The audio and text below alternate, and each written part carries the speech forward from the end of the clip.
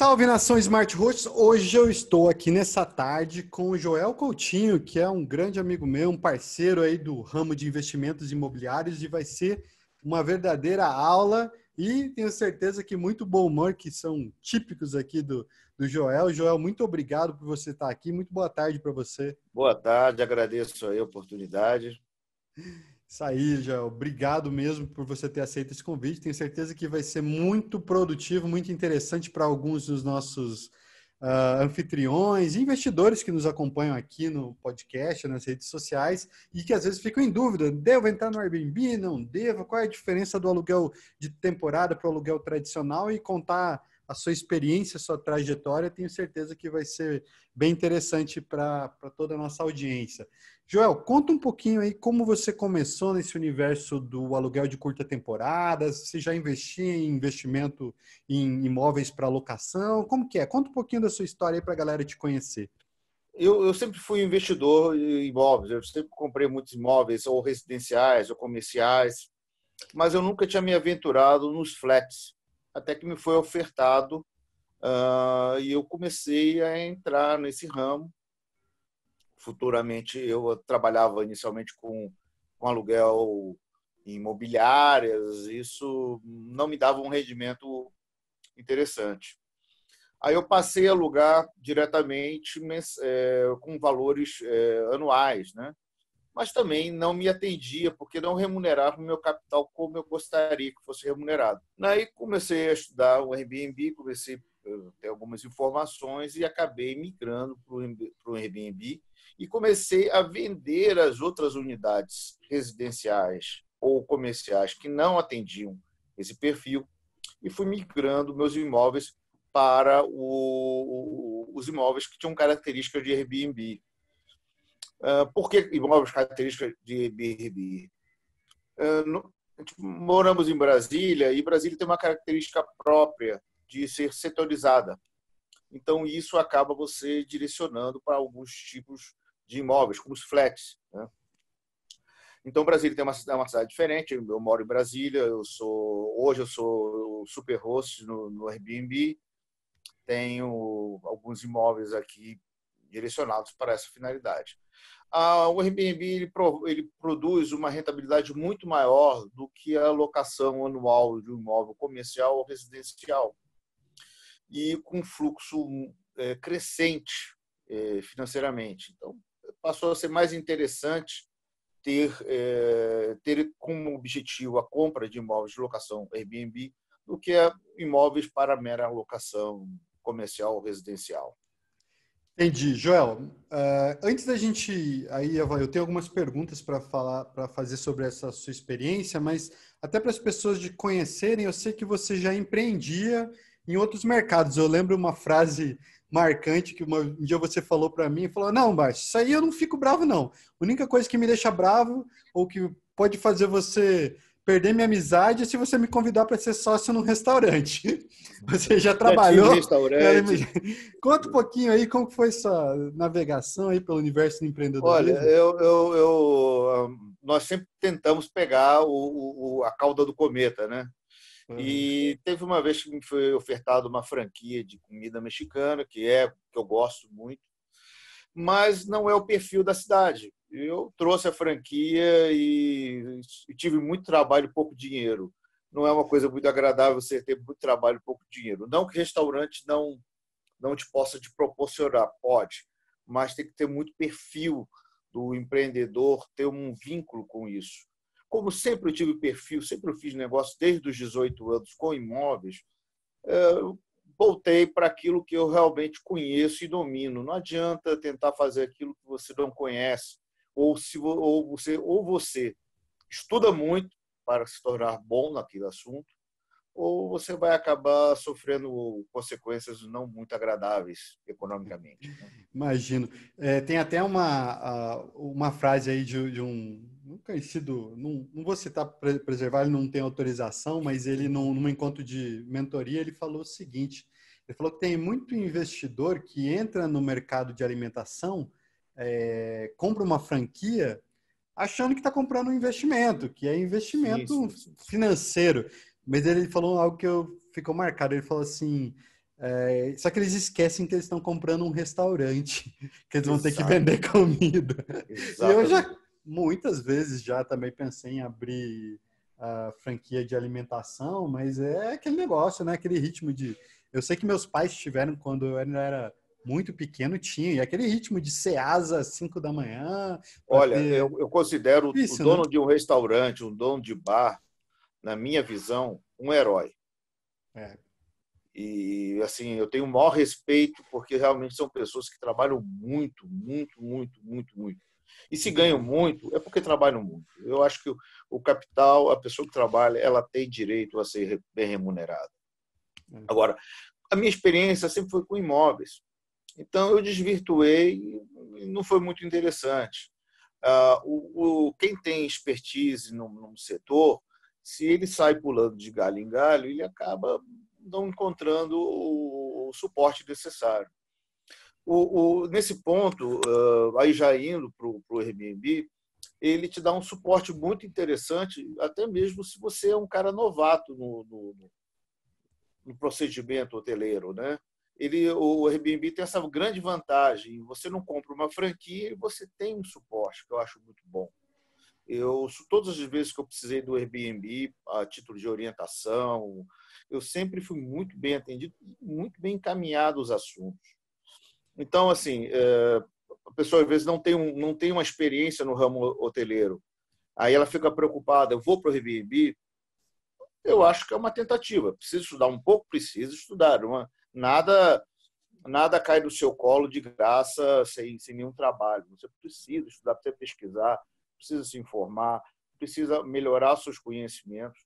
Mas hoje o mercado ele proporciona muito essa facilidade, ou através do próprio Airbnb, que dá um suporte muito interessante para o anfitrião, ou os cursos como esse seu, que dá uma... Eu vi a tua planilha, os assuntos que vocês debatem são muito interessantes e maravilhosos. Isso para uma pessoa que não tem, até as pessoas que têm experiência, é muito interessante porque tira algumas dúvidas remanescentes, ela conduz ao anfitrião para uma situação mais tranquila na operação, entende? Então, eu acho muito interessante.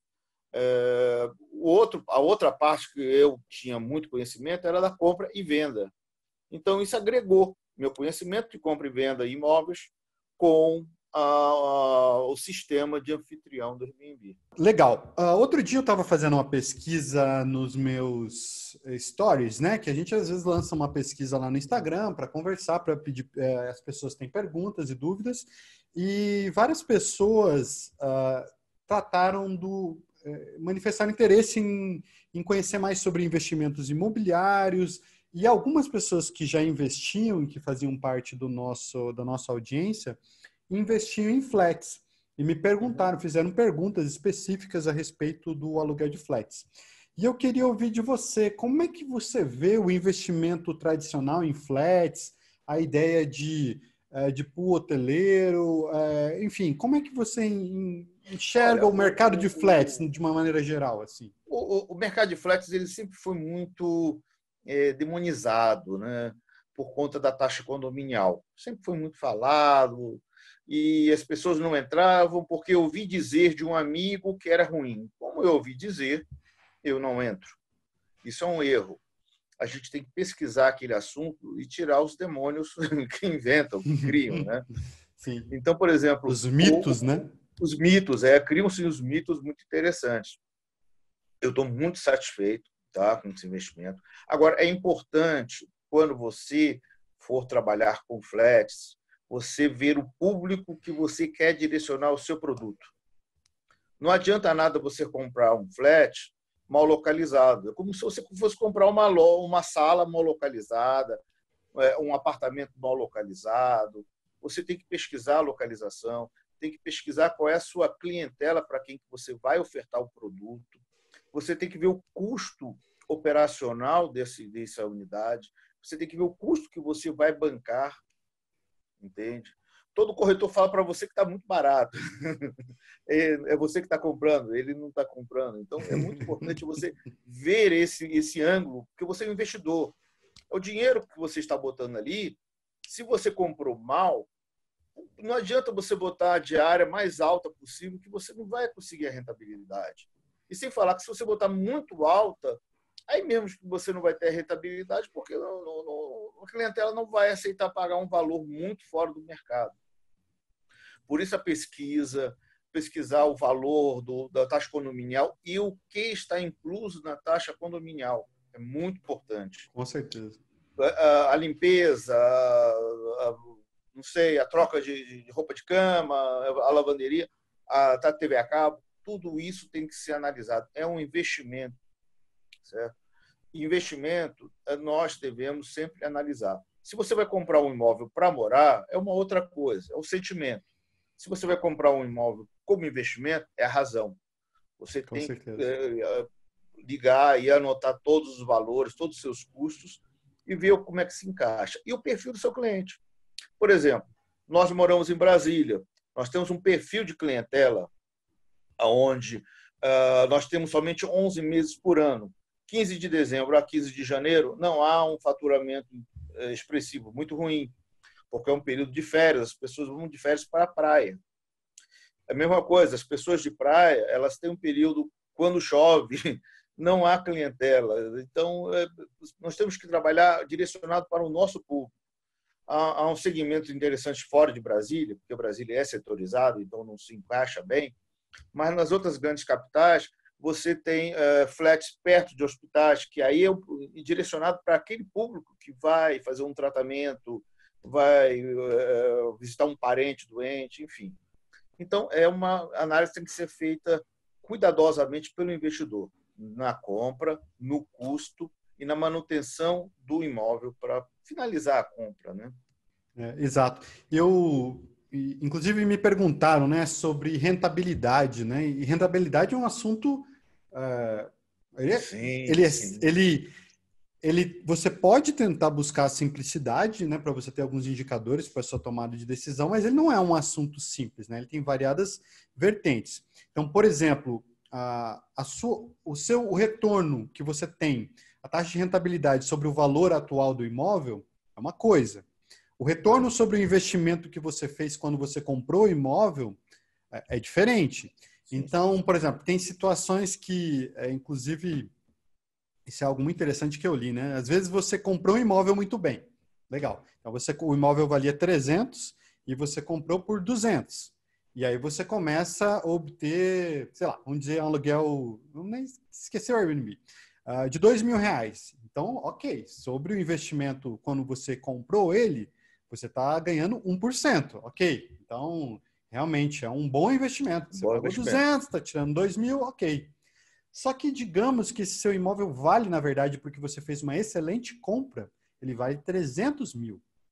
Nesse cenário, você está obtendo uma rentabilidade de R$2.000 sobre um ativo de 300 mil e não mais de 200 mil.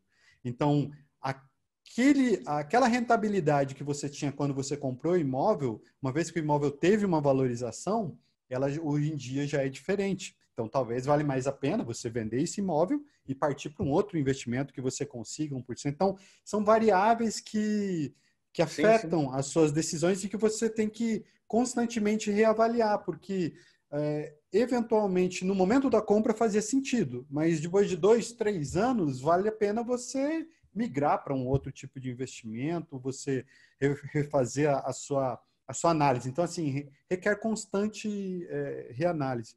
E outra situação interessante, eu não sei a sua opinião a respeito, é que você comentou, né, o imóvel para compra residencial, ele envolve sentimento, onde você quer morar, onde você quer viver e tal.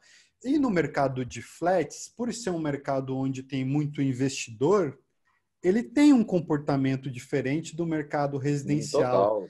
Então, assim, é diferente você vender um imóvel para alguém que quer muito morar lá porque ele quer morar naquele bairro e que, de repente, virou economia e aí as pessoas querem a sua casa própria, elas estão mais sensibilizadas por queda em taxa de juros, do que um mercado que você vende para investidor, que o investidor tem um comportamento diferente, para bem e para mal, né? Só que é necessário você entender que é diferente, né? É diferente, a maneira de pensar é diferente. Às vezes você pensa, mas eu vou chegar lá e vou dar Por exemplo, alguém que está querendo vender um imóvel porque se mudou, ou porque se separou, ou porque qualquer motivo, né? Às vezes você chega, não, eu vou dar e vou baixar o preço e a pessoa vai aceitar porque ela quer se mandar do imóvel. É diferente, porque, por exemplo, flats, às vezes a gente topa aí numa venda com um cara que tem 60, 70, 80 unidades, ele não está nem aí para a sua oferta se você não souber, digamos, negociar, conversar, estabelecer um diálogo. Não sei, fala um pouquinho aí sobre Olha, isso. realmente Você é percebe muito essa diferença? diferente.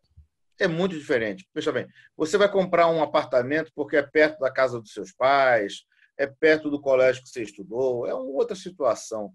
Você pechincha, negocia, mas você acaba fechando no aquele do emocional.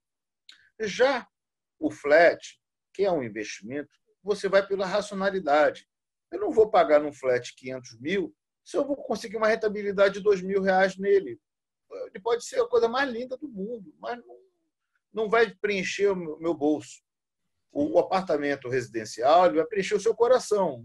O flat vai preencher o seu bolso. Então, se tem que bater, a matemática tem que bater, certo? Não adianta você investir muito num imóvel em que você vai ter a rentabilidade negativa ou muito próximo a zero. Não adianta. Então, assim, é muito importante. Ele pode estar no melhor lugar do mundo, mas se a rentabilidade dele é ruim, ele não é interessante.